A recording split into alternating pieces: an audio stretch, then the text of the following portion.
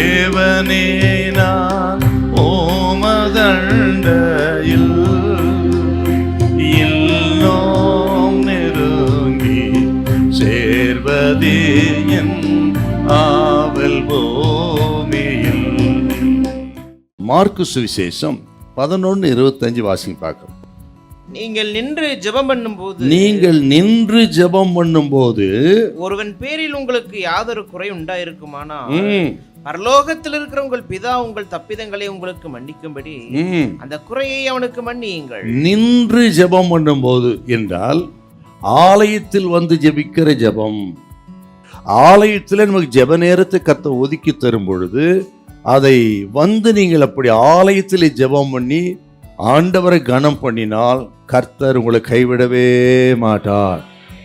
ஜெபம் பண்ணலாம், வீட்டில் பண்ணலாம், எல்லா இடங்களும். ஆனால் ஆலயத்தில் நின்று, அந்த வார்த்தை ஆண்டவர் சொல்றார் என்றால் ஆலயத்தில் வந்து ஜெபிக்கிற ஜெபத்துக்கு அதிக பலன் உண்டு. வேதம் முழுவதும் ஆதாரம் இருக்குது. ஆனால் ஆலயத்தில் தான் வந்து ஜெபித்தார்.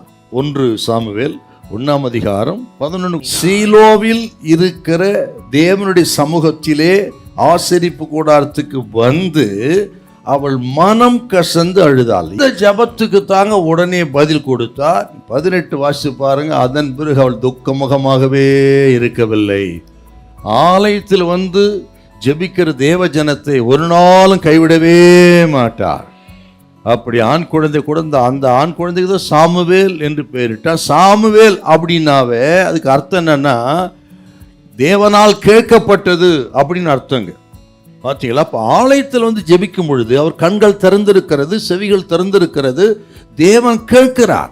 அப்படின்னா எப்பெல்லாம் அழைக்கப்படுகிறோமோ அப்பெல்லாம் வரணும். வந்து ஆலயத்தில் ஜெபிக்கிற ஜெபத்துக்கு மிகுந்த பலன் உண்டு. அநேக நாள் ஜெபத்துக்கப்படவில்லை என்று சொல்லி ஒருவேளை துக்கமாய் நீங்கள் இருந்தால், துயரத்தோடு இருந்தால், இன்றைக்கு கர்த்தர் உங்களோடு பேசுகிறார்.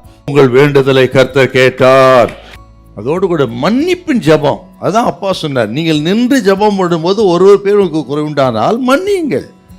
அப்போ இந்த நாளிலே நம்ம ஜெபம் கேட்கப்படுவதற்கு ஆலயத்துக்கு வந்து ஜெபிக்கணும். அந்த ஜெபங்களில் பெரும்பாலும் அடுத்தவரை மன்னித்து, மன்னிப்பு கொடுத்து, மன்னிப்பு கேட்டு ஜெபிக்கும் பொழுது அந்த ஜெபத்துக்கு மிகுந்த பலன் உண்டு.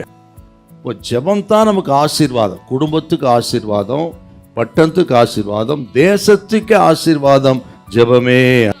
இன்றைக்கும் அருமையான கர்த்தருடைய பிள்ளைகளே, ஆண்டவர் இன்றைக்கு சொல்லுகிறார், அன்றைக்கு அன்னாலும் ஜெபத்தை கேட்டு ஆசீர்வதித்தவர் இந்த மாதத்துல உங்கள் ஜெபத்தை கேட்டு உங்கள் குடும்பத்தை நிச்சயமாய் ஆசீர்வதிப்பார். கர்த்தர் கைவிடவே மாட்டார். ஹல்லேலூயா, ஹல்லேலூயா.